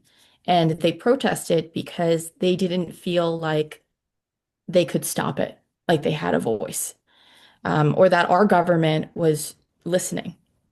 So I think we have to acknowledge that, and we have to do the work, obviously, to keep students on campus safe. And again, this is about having really hard conversations and coming together as a community, right? How do we educate? How do we keep civilians safe and make sure that our tax dollars aren't funding, more pain and violence? And then simultaneously, how do we hold our representatives accountable and work towards the very difficult job of building peace? Thank you. Commissioner Bartlett. Thank you very much. First of all, I oppose the boycott, divestment, and sanctions movement. I think they unfairly attempt to single out and delegitimize Israel as the world's only Jewish state. I also think BDS undermines prospects for peace. As for campus protests, I know I've heard about them from my son in college and from numerous friends who have kids in college across the country, including in places like Columbia and Rutgers. Those universities need to adopt and enforce clear standards consistent with the First Amendment. Protest, state your opinion, but not when it crosses the line into hate speech or calls for violence, and certainly not when it crosses the line into intimidation of fellow students or faculty. I think too many university leaders have not articulated those kind of standards. I think we saw that, for example, in congressional testimony about a year ago. If you can't state clearly that the call for the elimination of any country or of any people is an unacceptable sort of hate speech and intimidation, then you haven't got the right standard. You're not applying the right standard.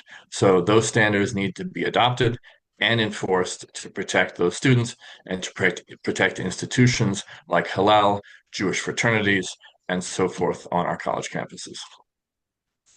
Thank you, Mr. Beecher. I oppose the BDS movement. Innovation and economic development have been the quiet catalyst between Israel and the United States. In New Jersey, more than 1,400 jobs alone can be credited to foreign direct investment from Israel. They keep our infrastructure safe from South Jersey Transit. They keep our pharmaceuticals robust across different areas of medical manufacturing. And more personally, on the university side, I have friends, whether they be in Glen Ridge or whether they be in Montclair or across Morris County, who have sons and daughters who are on faculty at Columbia. And they faced a crowd that had, and I think in Tom's words, morphed from one espousing concerns to one that was engaging with hatred. And engaging with hatred is not engaging with ideas. Administrations, both at the university level, at the state level, the city level, and even in the federal level, have a responsibility to ensuring that Title IX is evenly and equitably implemented, and that everyone, again, can practice their faith without fear and be themselves in their public spaces without fear. Thank you, Mr. Covan. Yes. As far as the BDS movement, obviously, I believe in people's individual rights to advocate for what they want and to protest in that manner. I feel it's necessary to point out that just in conversations and interactions I've had over the last couple of years, that I feel like there's been some flux in terms of at least the motivation behind certain movements, certain protests, where things that may have begun from an earnest point of powerless people trying to exercise some level of influence where they may not have otherwise in terms of using BDS.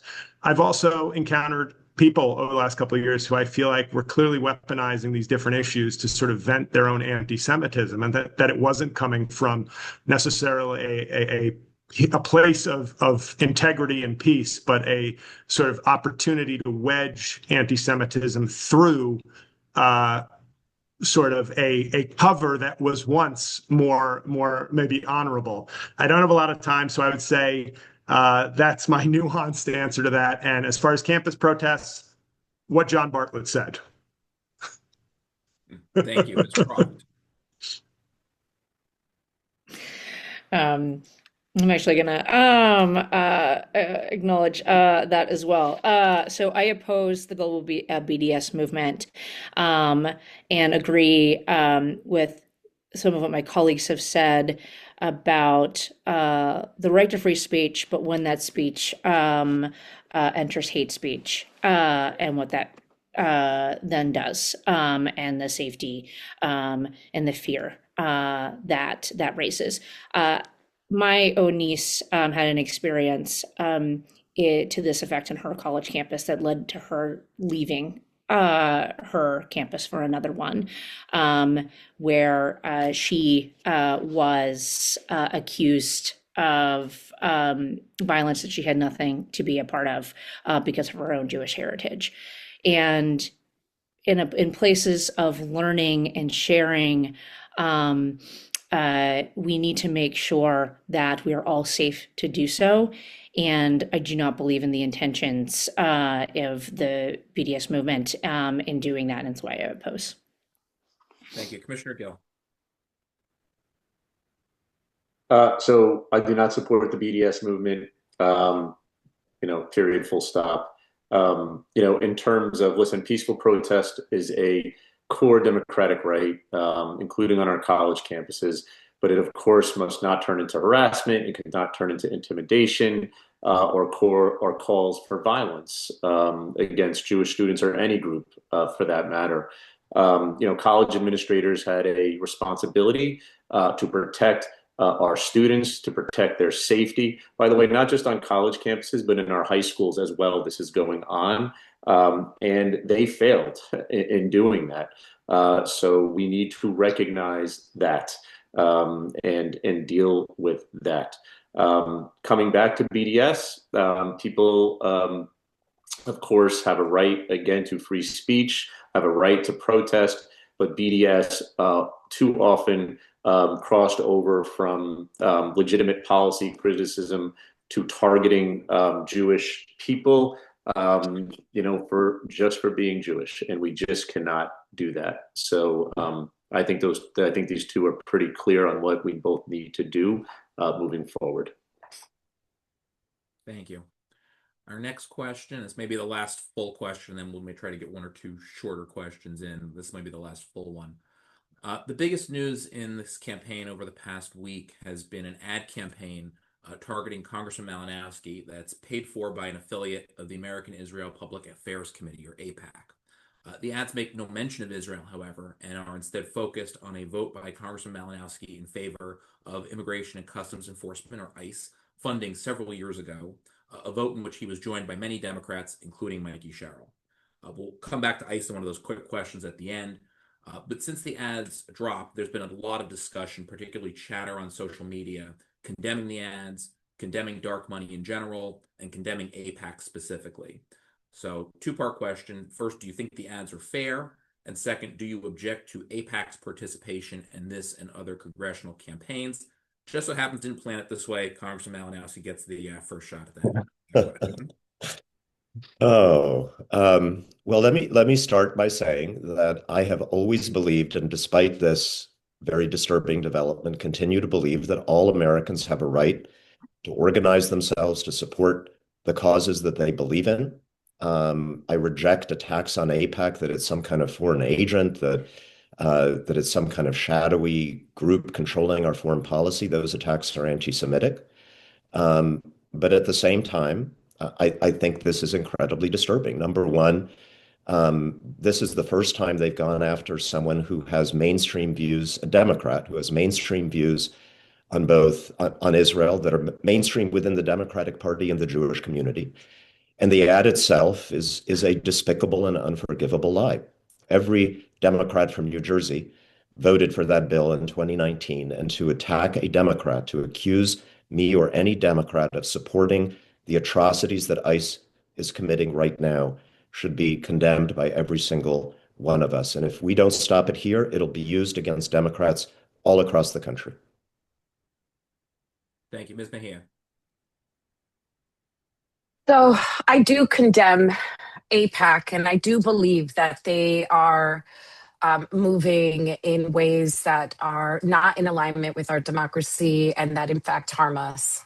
Ironically, I'm saying it because they have attacked my opponent, because they have misconstrued or misrepresented or extended facts, shifted facts in order to try to silence. And that is what I find problematic. I would oppose, in fact, I do oppose dark money groups and dark money spending that does that because I think it fails voters.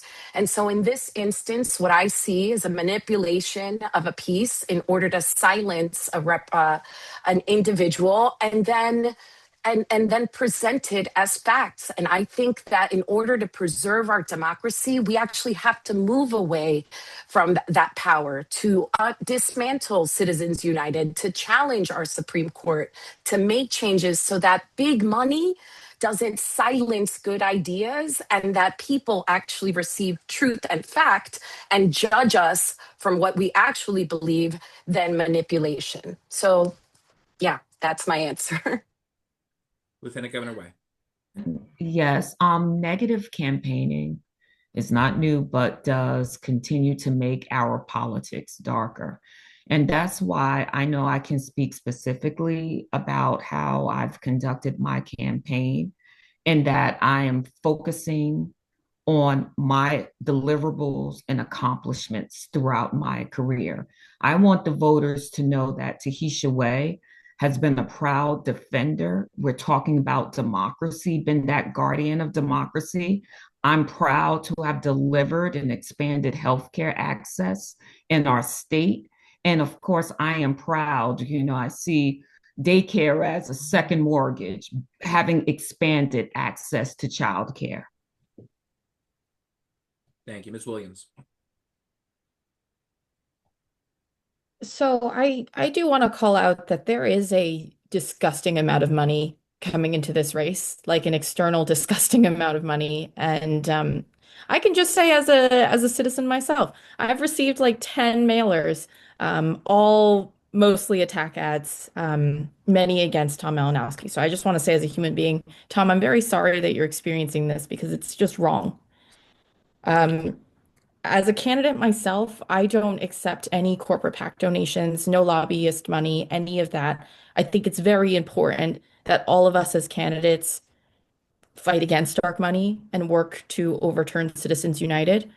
Part of the reason why we're in this system as it is, why we feel like our politicians and representatives don't work for us, is because of the influence of corporations and dark money, and really the idea that any corporation can buy a politician.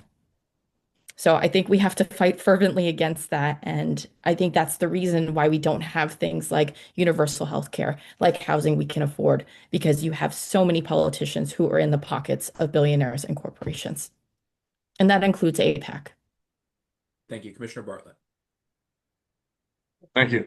Well, as someone who's not being supported by outside money or independent expenditures in this race, I'm troubled by everything that we see coming in. I'm unwilling to single out APAC. APAC, like a host of other organizations, is funded by U.S. donors and has a voice and a role in the political process. My problem as a voting rights lawyer is how that is all working right now. We need comprehensive campaign finance reform. We need to get dark money out of politics. Specifically, we need to end Citizens United and the idea that money is speech. I say that from a partisan standpoint as a Democrat, because there are just more Republican billionaires than Democratic billionaires. But I also say it as an American who believes that one person, one vote has to mean more than just what happens at the ballot box on election day, but the idea that all of us can have an equal voice in our democracy. That's what I've stood up for as a litigator and as a regulator. Nobody should have an outsized role in the choices that we make on election day, whether that's billionaires or corporations or party bosses. And I would stand up for that principle in Washington as your representative. Thank you, Mr. Beecher. I fundamentally think the problem that we have is that there's too much money in politics. Now, Annalee is right. You talk to members of Congress down in Washington, and they'll tell you that they spend a good portion of their day just in call time to try to raise the dollars to run the next election. And so how do they focus on the competence to deliver the results that you deserve? And John is right. When you look at Citizens United, the amount of dark money that's able to flood into politics in order to say that a dollar is worth more than your vote should concern each and every one of us. And the Washington Post, before Bezos gave in to the second Trump administration, used to articulate that democracy dies in darkness. Each of us should be concerned about what happens when dark money enters into politics as it morphs the conversation. Affinity groups and lobbying groups that want to purport their particular point of view and are comfortable to disclose their donors, that's okay. That's fine. The challenge is when dark money flows into these types of organizations and puts us into a position where voters do not have the ability to know who's saying what, why they're saying it, and where the facts are. If we can't articulate, or justify our votes off the basis of fact, then we're entering an unprecedented territory, and I'm concerned about where that takes this country. Congress needs to act to reform and end citizens. Need to wrap that up. I'm sorry. Thank you. Mr. Cavan. Yes, despite the fact that we seem to be unable to pass any constitutional amendment for my entire lifetime and then some, a simple one would be corporations are not people and money is not speech. Let's send it to the state conventions. I will say I've gotten those attack ads on TV and in my mail against Tom. I think that dark money should be gotten out of politics. I'm just reiterating what everybody said. I found myself a little jealous because my political mentor, Cat Williams, says that when you have haters, you must be doing something right. So having not seen any attack ads against myself, I'm a little bothered by that. But yeah, everybody has said basically the dark money sucks. The ads are gross, but I was judged negatively by one of these sort of campaign committees in terms of my final score because they didn't feel I had fundraising infrastructure to make me as legitimate a candidate. So we should also talk about, like, we're doing it in-house as well. I'm proud of the money I've raised, and hopefully you'll be getting mail from me soon that's positive. But let's not act like we all of a sudden are like, money doesn't matter at all. We've put an emphasis on it as well that I think we shouldn't. Ms. Croft. I've said since the beginning of my campaign, no corporate PAC money. We have to fix Citizens United, no dark money groups. And one of the things I want to say about these ads and what I'm hearing from voters at the door is a wanting to tune out because of it. And Tom, as a human being, as a colleague, to be on the other side of some of these gross interpretations of your record is unfair. And I do think we all should be held accountable for our record, but the way in which that is being done is causing people to not want to be a part of this and not want to get engaged. And when we're going into a must-win midterm cycle for our party, we have to have a different kind of politics. And this is turning off the very people that we need to have be a part of this right now. And so we do condemn what is happening. Thank you. Commissioner Gill.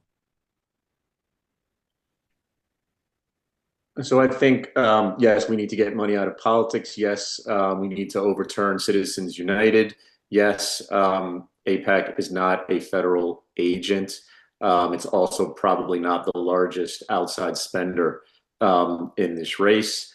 Yes, I understand what the congressman is going through because I'm going through a similar thing. So just in a different way, aided and abetted by people that are supporting him. So that's what this is. That's the process that we're in right now. It needs to be changed. We all know that. Going through this experience right now in running, probably the amount of time that you have to spend raising money in this process does not strengthen our democracy. We know that. The amount of time that you have to spend cold calling people every day does not strengthen our democracy. We know that. And we need to do something about it, and we can't give up. So we need to continue that fight to change the rules that govern these elections. Mayor Grazo. Thank you. As Annalee Williams said, there's a disgusting amount of money coming into this race. And as John Bartlett pointed out, we need to get rid of Citizens United. I think we all agree that we need to get rid of Citizens United. And as Zach said, there's a difference between dark money coming into the campaign and money coming in where we know it's coming from. And we know that AIPAC is pouring money into this campaign, but we also know that the DLGA PAC is also pouring money into this campaign. There is a ton of outside money in here. But let's be clear that we understand where AIPAC is going through. They want to support a secure and long-term viable Israel. But I think in this race, they have lost their moral compass on a lot of levels. And the accusations they've leveled against Tom Malinowski are Democrats need to realize this is bad for our party. To use that particular vote against Tom is going to damage the Democratic brand across this country. And I am appalled at the use of that attack, that particular attack ad against Tom in this race. We got to get rid of that negative advertising across the board. And as Brendan pointed out, we spend way too much time trying to raise money instead of going out there and trying to win the vote with voters. Thank you. We are at time, but I indicated I was going to come back to ICE, so I'm going to put this question forward, but it's going to be a kind of a yes or no question. One of the most fundamental principles in Judaism is pekuach nefesh, the obligation to preserve human life, which obligation overrides almost every other commandment in Judaism, including keeping Shabbat, keeping kosher. This principle certainly does not seem to guide the behavior of ICE, however, whose officers have killed 2 civilians in recent days in Minneapolis under what are at best questionable circumstances. So to make this a very simple question for you, the appropriations bill that is pending right now in Congress, now in the Senate, yes or no, should that be approved or not? And should ICE be abolished or reformed? Ms. Mejia. I believe it needs to be abolished. I believe that we need to use all the levers available to take away their money, to take away their legitimacy, and to empower people to understand what actions we can in fact take to protect our entire democracy, because they have stolen due process and equal protection from a set of people, documented and undocumented. We now have all lost our constitutional protections, and we are less safe in this moment.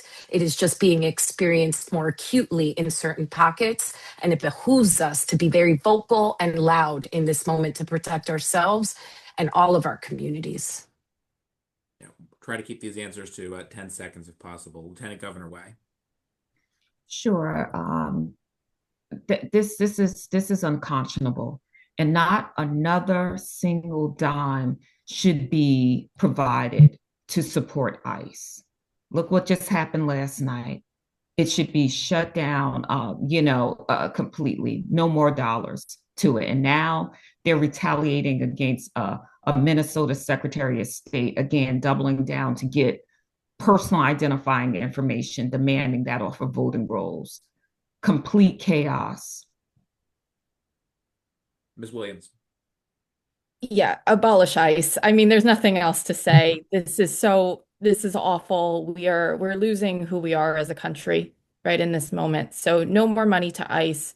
And I think that the Congress of today and our president needs to do absolutely everything they can to keep all of us safe. And I support things like a strike at this point, right? We have to do something different. Thank you. Commissioner Bartlett. If I'd been in the House of Representatives, I would have voted against the DHS funding bill. I've called for the impeachment of Kristi Noem and of reform to unmask ICE and control it.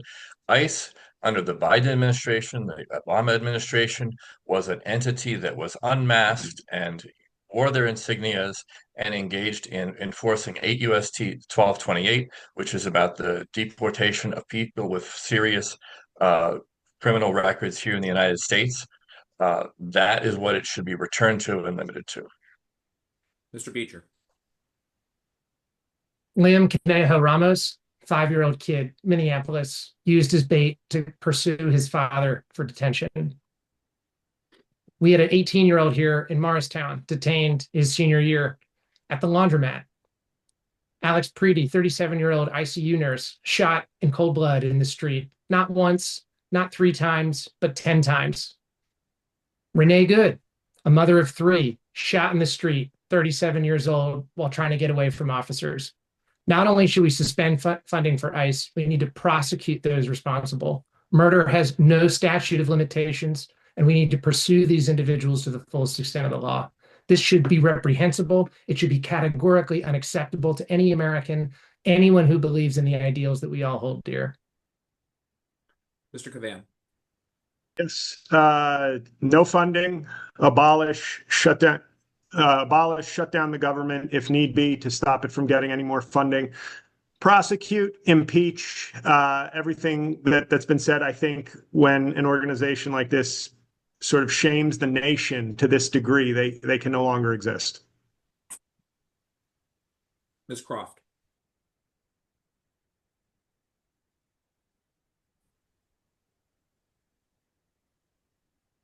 Man, unmute. Okay. Defund it, shut it down.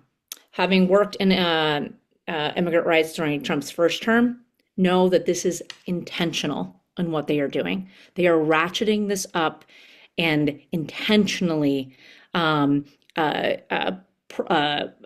using additional violence and hostility towards our people so that we are afraid and scared. It's intentional. Stephen Miller is doing this intentionally. Every Democrat right now needs to be defunding ICE. Everyone should be voting no. And if we're all not calling our existing folks in a position of authority, we should be, because they need to shut it down. Commissioner Gill. In 10 seconds, defund it, abolish, and prosecute. That was less than 10 seconds. Good. Mayor Grayzel. We must abolish ICE. As a Jewish American who has family that escaped the Holocaust, we know where fascism leads. People being shot in the streets of the United States of America, and ICE now wanting to go door to door without a warrant. We need to learn from history what happened in Germany. Abolish ICE immediately. Congressman Malinowski.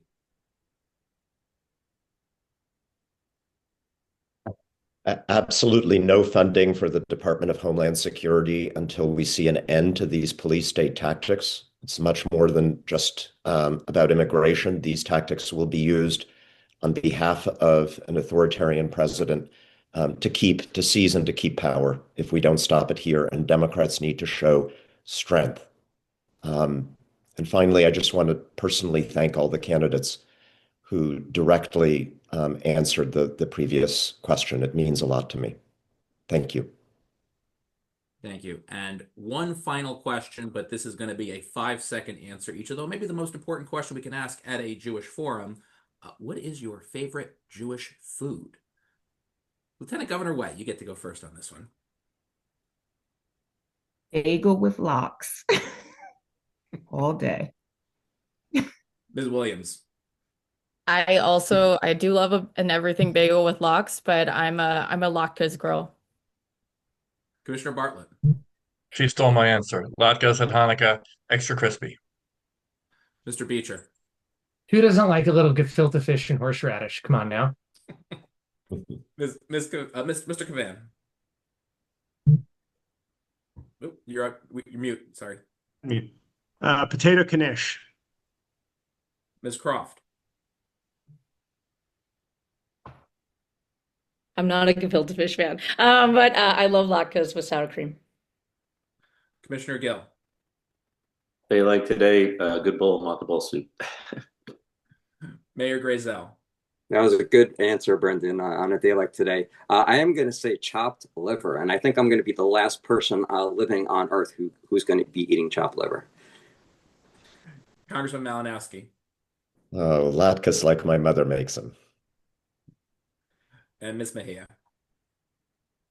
I also enjoy matzo ball soup. I wish I understood how to make them float. So any guidance or advice would be amazing. I'm a floater, not sinker matzo ball girl.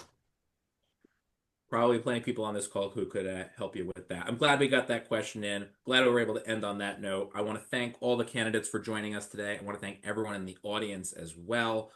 You've now heard from the candidates, and now it's up to you to decide. The special primary election is on Thursday, February 5th, but early voting starts in just a few days on January 29th. And if you've signed up to vote by mail, you may very well already have your ballot. Voting by mail is already underway. The winner of the special primary will go up against the Republican candidate in the special general election on April 16th. Both of these elections, please do your civic duty and vote. Thank you all for joining us. Enjoy the rest of your day. Stay warm and safe. Thank you.